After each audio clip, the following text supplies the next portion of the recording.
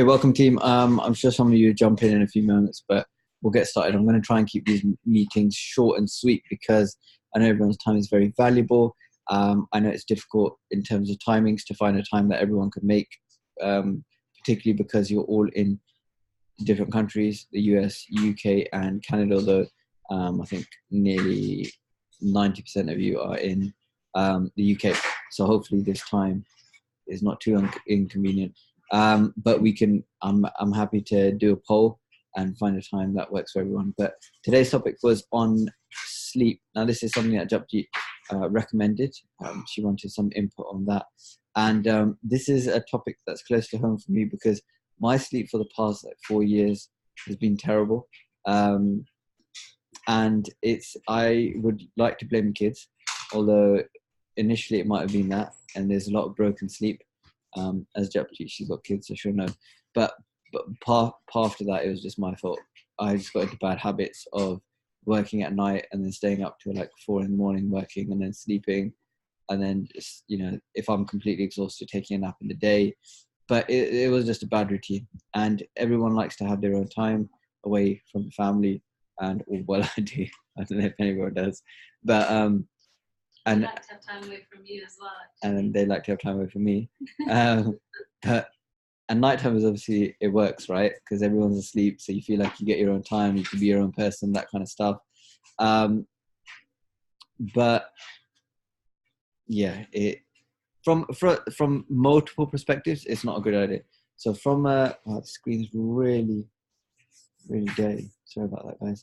But from a health perspective, I can guarantee you, from my own personal experience as well, not just from the evidence, that you will not be, in terms of if you want to be leaner and you want to have less belly fat, you will not do that if your sleep is not on point. And I'll give you the example of myself. I could do the same training and my body will look different just because of the amount of sleep I'm having. If I'm having coffee, if I'm, just basically those little things that you think, and also the training gets impacted. So if you're tired and you haven't had a full restful night's sleep, then when you're training, you're not going to be, there's extra 2 reps that you might get out in the press ups that Japji's going to do today. Those extra press ups, you won't be able to get them in. And with a lot of training, it's all about working to a failure. So it doesn't really matter how much you do, it just matters that you're pushing yourself. So like I always give the example of Arnold Schwarzenegger. He could probably do 10 press ups at one point, but he just kept going. He might have started at 10 or might have started at 5, but obviously he didn't stop. So he just kept getting stronger and stronger. And that's the same thing with any kind of training. You have your level at which you're comfortable with and you can stay within that. But in order for you to push past that, you have to be fresh enough to be able to do that so that you can get stronger and stronger and stronger. And rest is an important part of that. Now, just to further reinforce that, if you look at elite athletes, I looked at tennis players. I went to the Therapy Expo, which happens in Birmingham in November. It happens every year.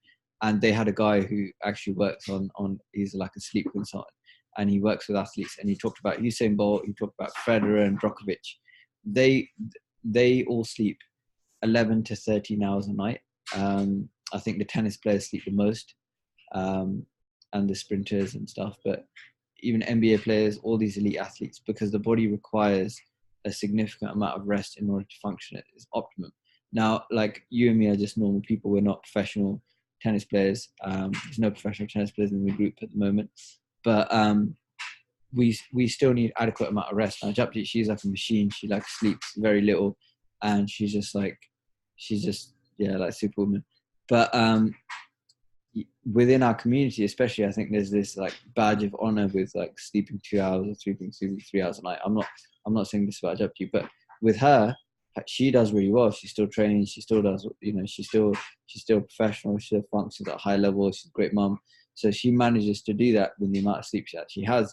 But I need like 8 hours, probably 8 hours minimum, 8 hours to function where I'm like relatively, she said not including naps, where I'm like relatively not a zombie and a worthwhile being to be around, although that could be argued.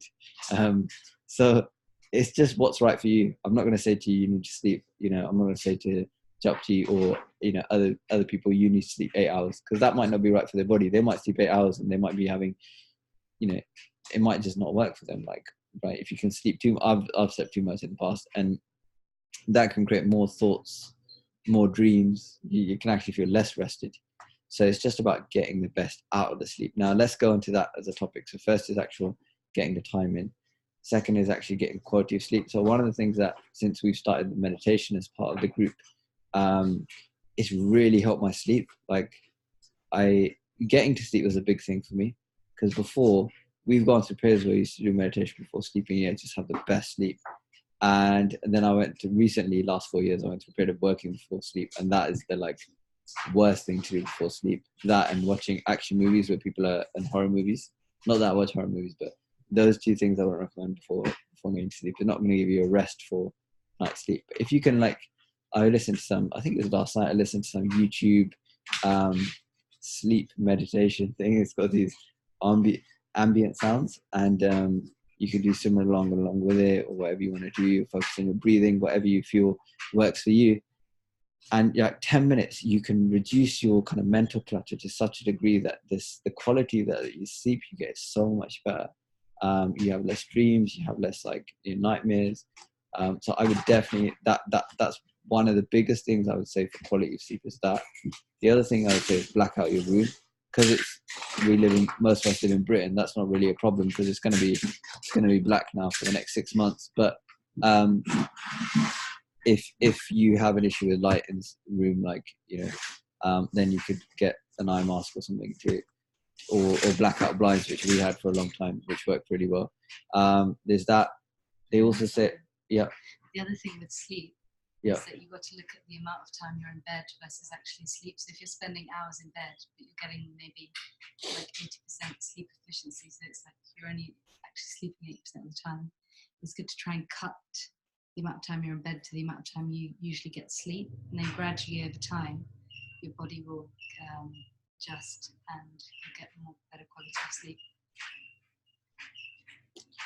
Yeah, so if you got that was doctor level stuff. Talking about efficiency of sleep.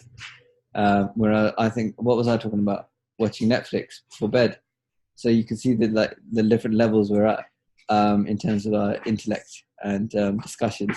But the other thing I would say is sleep trackers. A lot of people use them to look at how good they sleep and how much movement they have.